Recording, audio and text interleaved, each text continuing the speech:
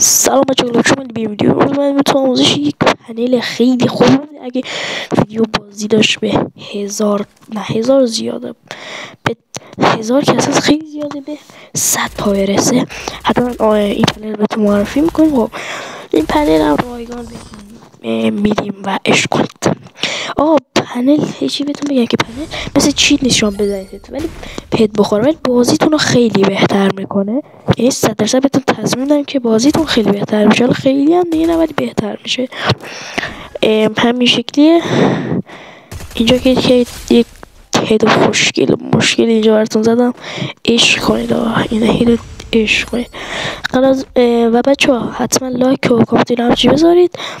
خب این پنل این شکلیه و 100% تضمین نمیاد. شاید بند داشته باشه، البته نه دیگه، بلک لیست و اینجور چیزا احتمال 100% نمیاد، ولی 95-6% بهتون میدم که نمیدید. خود الان دارم لان ولف بازی میکنم با این پنل، یعنی نگران زیاد نباشه. من خودم الان دارم لان ولف بازی میکنم با این پنل. خب پنل هم بالا سمت چپ مشاهده میکنید، این شکلی هست دیگه. اگه خیلی ویدیو بازی گرفت، 200 تا بازی گرفت، بالای 100 تا لایکاش هم زیاد شد، یک پنل خیلی خوبتر از این پنل اینجا میشد که یه هد زدم. خب بعدش رو نگاه کنید. خیلی هم عالی.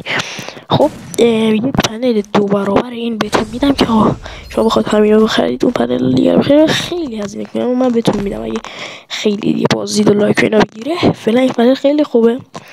و اگه بازدیدا گفتم دیگه به 100 تا برسه حتما میدم. حالا به 70 تا هم برسه میدم، ولی به 70 تا 2 روز برسه، بعد برسه. خیلی پنل عالی خیلی پنل خوبیه. یکم میز شاید بده ولی بازم خوبه بچه‌ها. واقعا پنل خیلی خوبه، بازیتون رو خوب میکنه.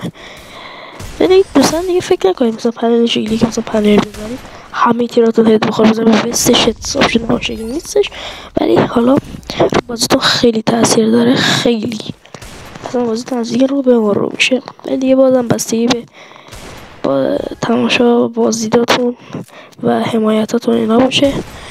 اینم کارشو تمام کردم بچه‌ها.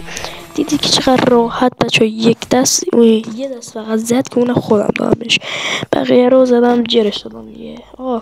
امیدوارم خوشتون بیاد. خیلی این پنل مشتیه. تا ویدیوهای بعدی هم حالا بدرود، خدا نگهدار.